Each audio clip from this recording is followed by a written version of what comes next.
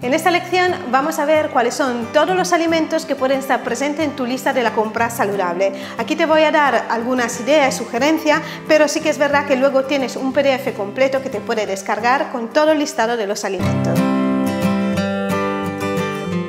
En primer lugar, hablamos de los cereales integrales. Ya hemos visto anteriormente que es mucho más saludable comer cereales integrales, porque además son ricos en fibra, con lo cual son mucho más saciantes y nos ayudan también a regular el tránsito intestinal. Quiero hacer una aclaración y diferenciar cuáles son los alimentos libres de gluten de manera natural y cuáles son los alimentos que sí contienen gluten, porque hay mucha confusión y a veces alarmismos inútiles.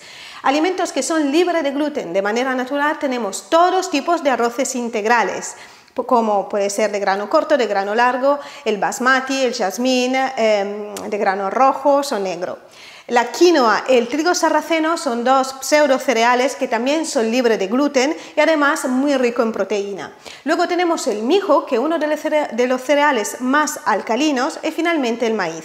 Entre los cereales que sí contienen gluten tenemos todos los de la familia del trigo, y aquí también entra el pan, las galletas, etc. Es importante que cuando vamos a elegir un alimento que contenga harina integral, que nos fijemos en la calidad de harina. Es importante que leáis los ingredientes y que veáis que contenga un 100% de harina integral. Muchas veces las harinas integrales que se utilizan en el mercado son simplemente harinas blancas adicionadas con fibras. Y esto no es saludable, porque sí, lo saludable es comer cereales enteros con su propia fibra, con su propia cáscara. Cuando estos alimentos están separados, las cáscaras o la fibra que se le añade actúa como un irritante en nuestros intestinos. Así que, por favor, cuidado cuando leéis los ingredientes de los alimentos y elegir siempre harinas 100% integrales. En el grupo de las proteínas, por supuesto, yo te sugiero que base tu alimentación en proteínas de origen vegetal. Si me conoces, sabes que yo llevo una alimentación vegana, con lo cual no utilizo ningún tipo de proteínas de origen animal. Aunque me doy cuenta que hay mucha gente que especialmente viene en consulta que está en una fase de transición que todavía no se siente capaz de eliminar por completo esas proteínas. Así que si estás en esta fase de transición, yo solamente te aconsejo de seguir tomando solo dos proteínas de origen animal, que son los huevos, pero siempre de procedencia ecológica, y el pescado que no sea de piscifactoría. Todas las otras personas que quieren hacer una transición a una alimentación vegetal y vegana, entonces os invito también a eliminar todos los quesos y los lácteos, porque ya hemos visto anteriormente que son altamente inflamatorios y acidificantes. Entonces te preguntarás, ¿cuáles son las proteínas de origen vegetal que puedo introducir?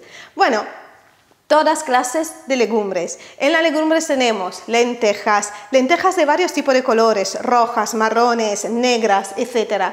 Los garbanzos. Luego tenemos las alubias. Aquí tenemos alubia blanca, alubia roja, alubia pinta, alubias negras. La cosa es interesante que puedes ir variando y probando diferentes tipos de legumbres para que encuentres también la que más te gusten. Luego tenemos los azuki, que son una alubia japonesa muy buenas para nuestros riñones. Luego tenemos todos los alimentos procedentes de la soja. La soja también es una legumbre. Yo personalmente no te aconsejo que la tomes en grano porque es mucho más pesada, pero sí que puedes utilizarla en forma de tofu o mejor aún en forma de tempe, porque el tempe es una proteína procedente de la soja pero fermentada, con lo cual es de más fácil digestión. También hoy en día puedes encontrar en el mercado tempe de garbanzos. Y finalmente tienes el seitan, que es una proteína de origen vegetal que pero procede del trigo. En concreto sería el gluten del trigo, con lo cual no la pueden tomar las personas celíacas. Y otras fuentes de proteínas vegetales son las semillas de cáñamo, que yo siempre aconsejo de tener en casa para luego añadir a todos los platos como una fuente extra de proteínas. Otro grupo de alimentos que no puede faltar en tu lista de la compra es la verdura, porque sabemos que las verduras son una fuente muy rica de minerales y vitaminas. En cuanto a las verduras, yo la verdad que sí que te aconsejo que tengas una gran variedad distintas de tipo de verduras en tu nevera. La verdura la podemos clasificar en tres grupos: verdura de raíz, verdura redonda y verdura verde. Cada grupo de verdura nos aporta un efecto diferente en el cuerpo. ¿Te acuerdas la lección donde hablamos de los efectos de los alimentos? Bien, cuando hablamos de verdura de raíz, o de verdura redonda, ambas tienen un sabor más dulce. Estas son, por ejemplo, la zanahoria, las cebollas, el boniato o la calabaza, la col. Este tipo de verdura nos raicidan, nos ayuda a mantener los pies al suelo, nos ayuda a mantenernos más centrados y sobre todo el sabor dulce de estas verduras nos ayuda a aplacar nuestros niveles y necesidades de dulce, esta ansiedad por lo dulce. Luego tenemos la verdura verde. La verdura verde es conocida como la verdura más desintoxicante y más depurativa. Esto tiene un efecto más de limpieza en el cuerpo y no puede faltar en nuestras comidas. En la verdura verde tenemos toda clase de col, los brócolis, las judías, por ejemplo, tenemos las hojas de colcare, por ejemplo, y luego hay un grupo de verdura que yo sí que no recomiendo que se comen todos los días. Aquí encontramos lo que son las espinacas y la selga porque son muy ricas en los salados. Y luego tenemos el grupo de la solanácea. Las solanáceas son verduras que, como dice la palabra, necesitan mucho sol para neutralizar la solanina que contiene. En este grupo encontramos los tomates, la berenjena y el pimiento, que lástimamente aquí en España están presentes todo el año en todas las neveras de las personas. En realidad estas verduras no son malas para nada, pero sí que es verdad que es importante comerlas solo en su estación, cuando en verano, donde el sol neutraliza con sus rayos esta sustancia llamada solanina. Por lo tanto, ¿qué ocurre si nuestros platos en invierno están basados con esa verdura? Que nos acidifican y nos descalcificamos. Así que tomate, berenjena y pimiento en verano. Y durante el resto del año, de estación, nos basamos nuestra alimentación con estos tipos de verduras. Luego tenemos la fruta, que también es importante ir variando los diferentes tipos de fruta, pero sobre todo es importante consumir siempre fruta de estación y de reducir de manera puntual la fruta de origen tropical. En cuanto a las algas, también se han puesto muy de moda y sí que es verdad que son una fuente de minerales importantes y podemos ir introduciendo. Mucha gente me pregunta cómo puedes utilizar las algas o con cuál tipo de algas puedes empezar. Se empieza de cero, yo siempre sugiero de comprar un polvo de algas que puedes utilizar como condimentos para añadir a tus platos un arroz, una lenteja, una proteína vegetal, como un condimento extra. Lo puedes añadir como si fuera sal. De esta manera es una manera súper fácil de introducir algas en tu alimentación. Pero si quieres profundizar, entonces ya puedes probar otros tipos de alga. Tenemos el alga kombu, que normalmente se suele utilizar para cocinar las legumbres o los cereales, porque lo que hace es ayudar la cocción de esos alimentos para que se reduzca el tiempo de cocción y además es un exaltador de sabores. La wakame se puede utilizar tanto en sopas como para preparar algún plato, alguna ensalada. De hecho, en mi canal de YouTube tengo justamente una receta de ensalada de alga wakame. Luego, la nori es conocida para hacer sushi. La alga dulce es una alga muy fácil que puedes introducir de manera sencilla en tus recetas porque son copos muy pequeños y puedes añadir e incorporar a tus platos siempre previo un pequeño remojo, pero lo puedes espolvorear arriba de cualquier plato o si quieres lo puedes tostar un poquito. Luego tenemos los espagueti de mar, los tzatziki y la sarame, que estos sí necesitan una cocción previa. Finalmente tenemos todas las categorías de los condimentos y aquí están toda clase de especias, todas clases de hierbas aromáticas que te invito a que empieces a utilizar, experimentar en tu cocina para que no solamente le aportes sabor a tus platos, pero también ayudarás a hacerlo más digerible, digestivo.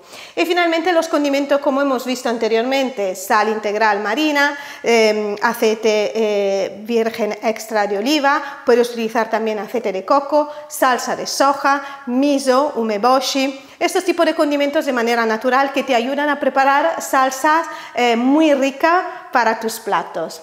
Tenemos el grupo de los endulzantes saludables. Sé que probablemente antes te has asustado cuando te he dicho que no se puede comer ninguna clase de azúcar, que sea azúcar blanco, azúcar integral o panela. Esa es mi sugerencia y la razón es porque contiene un índice glucémico muy elevado. Pero sí que es verdad que podemos tener acceso a otros tipos de endulzantes más naturales y más moderados. ¿Como cuáles? Por ejemplo, el sirope de arroz, ya que procede de un cereal, con lo cual la absorción será mucho más lenta. Luego tenemos el sirope de ágave, aunque no te aconsejo abusar de él. En el mercado verás que tienes dos tipos de sirope de ágave, uno más clarito y uno más oscuro. Siempre cuando vamos a comprar, la cosa más importante que tenemos que tener en cuenta es el proceso por lo cual ha pasado este alimento antes de llegar aquí. ¿Esto qué significa? Que cuando un sirope está muy blanco, como los aceites, eso significa que ha sido transformado de una manera, ha sido refinado de alguna manera, o ha sido transformado durante más tiempo. Cuando el color es más oscuro, esto significa que es más puro, por lo tanto contiene más minerales y vitamina. Eso en cuanto a el sirope de ágave. Y luego tienes también el azúcar de coco, que tiene un sabor para mí buenísimo, que puedes introducir de manera fácil para sustituir el azúcar en todas sus preparaciones. Y si eres diabético, entonces ya puedes utilizar la stevia o el xilitol. Ojo pero, porque la stevia, cuando está blanca, es refinada, entonces la verdad que yo ya no la considero un endulzante saludable. Otro grupo de alimentos que no puede faltar en tu despensa, que además es mi grupo de alimentos favorito, son las semillas y los frutos secos. Cuando hablamos de semilla, hablamos de semillas como la semilla de lino, las semillas de chía, que además son muy ricas en omega 3, que en una alimentación vegana son imprescindibles y podemos tenerla para introducir en cualquier tipo de comida. Luego tenemos la semilla de sésamo, la semilla de calabaza, la semilla de girasol. En cuanto a los frutos secos, tenemos la almendra, las nueces, las avellanas, los anacardos, los cacahuetes, aunque propiamente son proteínas, pero lo incluimos en este grupo. Lo importante es que cuando vamos a comprar estos tipos de alimentos no estén fritos, no contenga azúcar y no estén tostados ni con sal.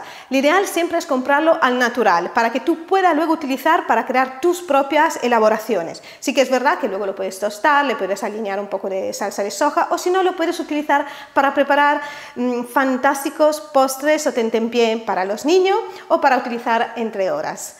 Y finalmente las bebidas vegetales, que también es interesante tener en casa para sustituirla a la leche o para elaborar algún postre. Bebidas vegetales como las de coco, la de arroz, las de avena, la de avellana, la de almendra, la que más te guste.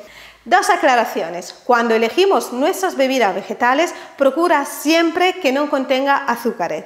El segundo punto importante es que cuando vas a elegir una bebida de soja, procure que siempre sea ecológica, porque la soja, como sabemos, hoy en día puede ser transgénica. Y en segundo lugar, no te aconsejo de tomar la soja en el café del desayuno, porque no te olvides que la soja es una legumbre y no es de fácil digestión. Se utiliza la leche de soja, yo personalmente la suelo utilizar para elaborar salsas o en preparaciones saladas o siempre cuando luego se va a cocinar.